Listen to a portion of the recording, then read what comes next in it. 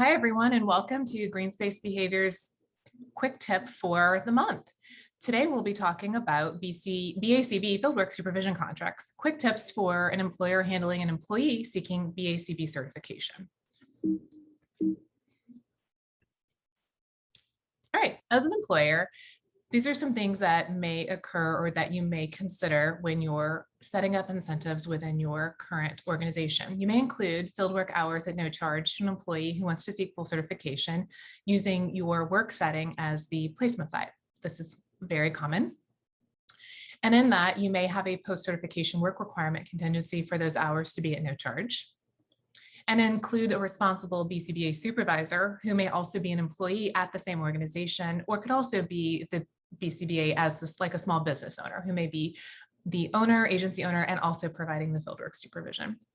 And that person in that contract, because their employee may get paid $0 an hour, denoted in the supervision contract between the trainee and the actual fieldwork supervisor. So those are some things just to establish contacts for an employer who runs an ABA practice. Some thoughts about this relationship if we do a little bit of a deep dive into considering professional and ethical responsibilities. The employee trainee is at a disadvantage in this actual relationship. So if we're just looking at examining the relationship on the outset and our responsibility as a supervisor employer to make sure the person at a disadvantage has clarity in all aspects of a contract they're going to be entering, it is clear in this sort of dyad that the employer trainee is going to be more at a disadvantage. It's likely that your trainee or the employee who's seeking certification will have no experience and a post-certification work requirement. The trainee and employee may have little to no experience with reading contracts with a lot of details and new information, because those are skill sets that require a lot of detail to complicated legal terms and jargon that can be very overwhelming for people. And the trainee may need certain details as a result of that level of jargon and potential complication in those contracts emphasized due to the potential for the most salient information within the contract to be breezed over by the trainee who's just beginning a new professional journey. So those are just some general thoughts about ethical thoughts I have in relation to my own experience when working with employees and trainees. And so the trainee ultimately may not understand or know the costs of supervision as part of an associated cost to earning a credential. So these are all things that are very important for your potential trainee or employee to understand on the outset as you are making some decisions about the incentives you may offer at your organization. So a couple of things I wanted to note just for clarifying terms within this particular tutorial as I speak. I'm defining a fieldwork contract as a contract that identifies the contingencies surrounding the relationship between the responsible BACB denoted fieldwork supervisor and the actual trainee who is seeking certification. So in this example, it's two employees at the same company, because we're talking about an employer handling these situations within a workplace setting. So you're dealing with employees at this point, but the fieldwork contract is something separate. And then an employment contract. And again, these are my terms and I'm defining them. And I apologize for this little glitch, but let's just work through it. This is basically a contract that identifies the contingencies surrounding the relationship between the employer and the employee. So the employer being the company and the employee being the trainee seeking certification, and also potentially, obviously, the BACB supervisor who, if they're being paid already as part of their employment contract, this would be part of their job responsibilities, is that they provide supervision to supervisees and trainees, and that would be denoted and part of the salary they're getting reimbursed for. So these are my terms. These are how I'm identifying them here in this tutorial. So here's my solution here's some ideas I want to throw out there to help kind of address pain points I've seen in practice where there's a lot of confusion that occurs within the relationship, within the workplace setting. And as a trainee who's becoming certified immediately post-certification, there may be some other competing contingencies for other work options that come up. And so I've got some ideas I want to share with ABA providers and business owners who may encounter a situation where you've got a trainee who's newly certified, so a newly certified BCBA who wants to go and explore other opportunities, workplace opportunities outside of your organization. My suggestion is to consider antecedent strategies. You want to have the fieldwork supervision contract signed between the responsible supervisor and the trainee. The responsible supervisor is paid within your organization as an employee, and that's part of their job duties to supervise your other employees and those also including those seeking certification, then your fieldwork contract would in fact denote $0 for the amount to be paid to the supervisor, because the supervisor is not seeking reimbursement directly from that trainee, because they are acknowledging that they are already being paid as part of their salary for their work week. The responsible supervisor, however, is still ethically responsible to go over that contract, that fieldwork supervision contract in full, and also describe the amount is $0 and describe why that there is not going to be an hourly rate charged from them specifically as the fieldwork supervisor. So here's where my suggestion is to help really emphasize, and again, as an antecedent, highlight to the trainee or the employee before they start supervision, all of these smaller details that become really important immediately post-certification. So these things need to happen well in advance of the person being post-certification. You should have a separate employment contract addendum that is signed between the owner or an authorized company representative and the employee seeking certification. There should be a specific time frame required to work or a clear dollar amount to be paid back to the company. So keep in mind here, this delineates the two different types of relationships in two separate contracts or agreements, written agreements. And so one is between the fieldwork supervisor and trainee, which talks about more of the clinical substantive components of the workplace experience and requirements of both people under that context. And the separate is between the employer as the organization and the employee who's getting essentially an educational incentive. So we're going to go through a conversational task analysis, and then we're going to do a quick live video model to show you all how this could look. So step one, what you should do is explain what supervision costs are. And as you can see here, we've got some information that could help guide that conversation for you. But supervision costs are part of gaining a new credential and qualification. And it's really important to educate your trainee who may not understand that context, because this is the first time they're seeking a professional certification or licensure. So similar to our other brother and sister partner fields like counseling to teaching psychology, there are associated costs with earning a credential along with the graduate courses. So these are all parts of the fees associated with getting higher level credentials. Typically, supervision costs range between $50 to $150 an hour, with a median being between somewhere to $75 and $100 an hour. So this is a cost of the professional time of the person, the supervisor, to deliver the supervision to the trainee. And this means that your supervision fees could easily range between $7,500 to $10,000, in addition to paying for your graduate courses. So this is important context that you want to explain to a trainee in the event that they may not understand how all these fees tie together.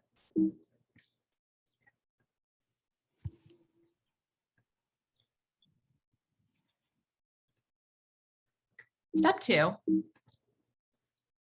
you're going to explain your company's program. So this is where you're going to have your HR team come in, or whoever's in charge of the company. And you're going to just describe that you have an in-house training incentive that will absorb the associated costs of the supervision for employees seeking certification, as well as support.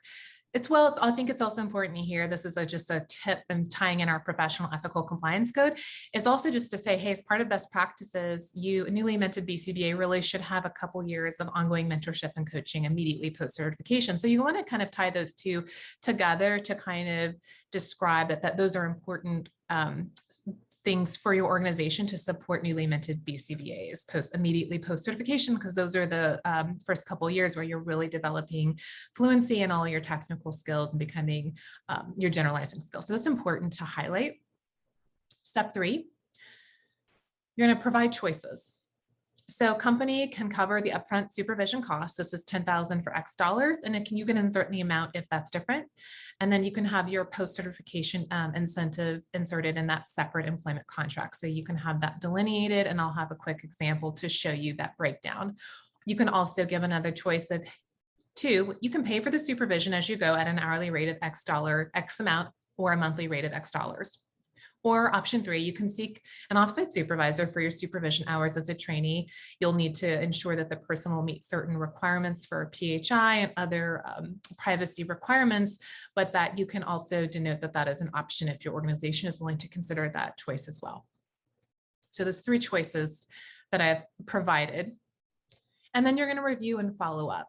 So you're going to allow the employee to ask any follow-up questions about those choices, suggest that they even take a few days to review the information privately outside of a more formal meeting. And then you're going to finalize a decision. And so the company and employee sign the contract and determine other routes that they may need to be considered. All right, so we're going to record an example right now. I've got a great volunteer named Yvette with me, who's going to be an RBT employee, but also someone who's interested in seeking certification at a place of employment. So Yvette, one thing to, and also to provide this context as we model for you, Yvette has no previous experience with fieldwork supervision and has no previous experience in signing any sorts of additional contracts or supervision contracts. So that's something that we've established on the outset, that she just has no history or experience with these types of contingencies or contracts that she's signing. So I'm going to right now set up a separate meeting with her as the HR rep for the company and explain the options with her. So this will model a verbal conversational example for how you have that employment related meeting to discuss options between an employer and employee. And this would be separate from a responsible fieldwork supervisor going over expectations within the actual fieldwork supervision. All right. Hello, Yvette. Hi, Zara. How are you? I'm doing well. Well, thank you for joining me. I'm really excited to meet with you to go over the ABX's employee incentive program. So I'm going to go over some information with you to kind of make sure that you have some of this information pulled out from your fieldwork supervision contract. As you know, I will also be serving as your responsible supervisor. So I have a dual relationship with you as your employer, but also then as a potential responsible supervisor for you seeking certification. So it was really important to me to take this opportunity to separate out the incentive program and go over the cost and the contingencies surrounding that, so that this was pulled out from the actual fieldwork supervision contract. Okay. So our first, we have a couple options I'll go over, and then I'll allow you to ask some questions. So as part of our in-house incentive program, we will provide full supervision for you as our employee, because we want to have an educational incentive to provide a pathway for people to credential up. And the value of that supervision is $10,000 US. And that covers all of your fieldwork hours. Now, I recognize that may be a surprise fee for you. Does that shock you a little? That does. I didn't really expect or even begin to consider the cost that it would be to have someone supervise me for this process.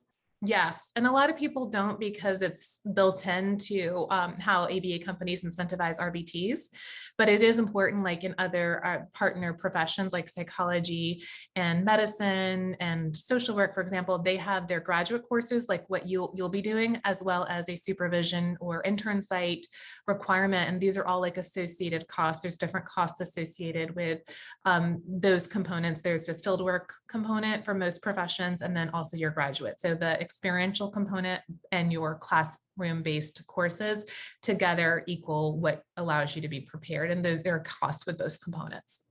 And that's why I like to sit down and have this conversation, because I think it's not obvious. It wasn't obvious to me when I started either. So here's what we'll have available for you if you want, as we go through this option, is you'll have 25% of your fees waived post-certification let's see, I've got every 6 months, and you can see on the screen I'm showing with you 0 to 6 months if you work post-certification. If you make a decision to leave the company, then you'll owe the company $10,000 for the supervision costs. If you work 6 to 11 months, or 6 days, 6 months and 1 day to 11 months and let's say 30 days, you owe $7,500. 12 months to 17 months, you would owe $5,000. And if you complete 18 to 23 months, $2,500. And then if you work over 24 months, all your costs are waived. Now, I know this is probably overwhelming, but I want you to know I'm going to give you a copy of this for you to look at later. I also wanted to mention that one of the reasons why we have it set up this way is we also want to encourage people to stay with the company immediately post-certification, because we want to make sure we're mentoring you. Okay. So that's why the incentive program, it's designed, obviously we're behavior analysts, so we're designing the contingency this way for a reason, but it's also because we want to encourage people to stay with us so we can mentor and coach you as a newly minted BCBA. Option 2 would be, we could provide the full supervision for you, and then you'll need to pay an upfront fee of $125 an hour, or you can just pay the company $600 a month. for anything above 4.5 hours. So you can accumulate up to 6.5 hours. So if you need up to 6.5 or qualify for that, you just need to, once you hit 4.5 threshold, you'll just pay the 600 as a flat rate. Okay, and I'll give you all this information so you can have a handout to look at all of this. And then, sorry, and I want to point out in that option, there's no post-certification requirement to work with the company. You just kind of pay as you go. And the last option is you can actually secure your own Fieldwork supervisor and negotiate your hourly rates and fees separately outside of ABX and work with and bring in a remote supervisor. I would be fine with that. I would want to talk with them ahead of time, and we'd have to have a separate agreement with their agency. It's called like a BAA agreement, a business associate agreement. And we'd also have to have a couple of other documents signed in relation to making sure we had everything covered for protected health information and anything involving that would be sensitive for clients. We'd need to make sure, but I'm happy to explore this option if you have individuals that you'd want to have conversations with and then potentially consider. And they would be responsible for those own fees, and you'd have to negotiate that separately. So those are our three options. And at this point that we would offer. Do you have any questions? Can you return to the slide that talks about the receiving an additional BCBA supervision? Yeah, option 3. Yeah. So where do people seek out a supervisor? How would you maybe know they're a qualified person when looking for one? Like, how does that work? Do I just Google, or would somebody be referred to me? Like, what does that look like to even begin to seek an outside person if that's the route I wanted to go? That's a great question. You would want to maybe start with the BACB system, where you can actually do a filter search, and then you can look for people who they've self-identified that they will do fieldwork supervision for trainees. So I would say that's where I would start. And then you can, through that system, you can email people, and then they can choose to privately respond to you via email. Okay. And do they have to be like local in my city, or? No, No. they can be remote. Yeah, so you can literally select anyway. There's certain requirements you have to meet for the supervision observations, but you can certainly, with the the technology available today, you can certainly make that happen. Yeah, and we just would need to make sure we were using any technology that met all the HIPAA requirements, if that was the route you were going to go, if there was any online live observation. And would they, whenever you mentioned PHI with the clients and having that other contract in place for the business associated, I believe you said? Yeah. Does this company, like if I did seek outside supervision, would that company supervise me with clients I have with the company I'm actually working at, or would this need to be an outside client and they can't like overlap or receive information? Or is that?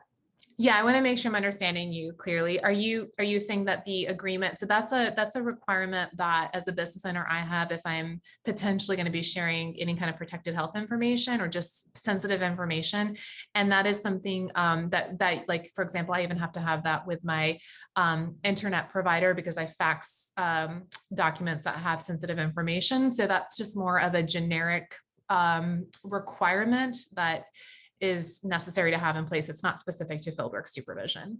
Okay, it's just, so yeah. They could possibly supervise me with with any current clients I have in my current company, providing that both parties agree.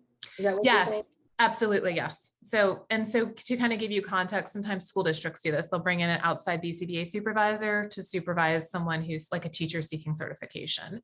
Even though they may have in-house BCBAs, but they just don't have the bandwidth to actually do supervision for a trainee, they'll bring in a remote person. Okay. Yeah, I think it was on option 1 where we go through the process and like there would be post-certification expenses. Yeah. What happens if I begin my certification process with you, but for some reason I am no longer with the company before I'm done with my my supervision process, before I can even be eligible to take an exam? What would that look like? Do I owe money? That's a really great question, and I really appreciate you asking that detail. And we would need to have that outlined. So it would be prorated. We would just fall to whatever you had received up to that month, and we would prorate you out. So that's a great point, and I just need to make sure, based on whatever choice you do have, I'll make sure to denote that because I honestly have never had a trainee ask that particular question, but that's a great question because sometimes life happens and unexpected things happen. But we would prorate it out and move to option 2. Okay, so these are just like the really good a brief overview of what each option are, and whatever one I feel like would be a best fit for me is what would have like way more detail in the actual contract, Yes. depending on whatever option I choose. Absolutely. And we can have follow-up conversation. And I will give you all these in a written format for you to privately review, and then definitely ask follow-up questions if you have any that maybe I didn't answer. Like your last question was amazing. So I didn't even think about that, but that's a great question. Is there a certain one that people like kind of gravitate to the most? I think option 1 is probably the best option for most people because they definitely don't have extra money laying around like I didn't either. So I feel like it's probably something that is going to be a financial barrier for most people to have extra cash laying around. If I can be candid, in my own experience, it was definitely very difficult. So I think option 1 is more likely to be selected if you looked at the moving group average. Okay, yeah, those are all the questions that I have right now. So, and you said you'll be giving me a document that I can look at, right? Absolutely, yeah.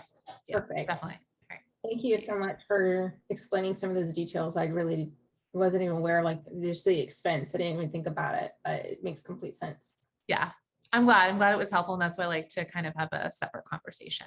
All right. Well, I'll follow up with you in a couple of days and we will look at any other follow-up questions and you'll make a decision and I'm supportive of whatever choice feels best for you. Thank you. All right. Stay connected to Green Space Behavior, where the possibility is always yes. Follow us on Instagram and like us on Facebook. Check us out, www.greenspacebehavior.com.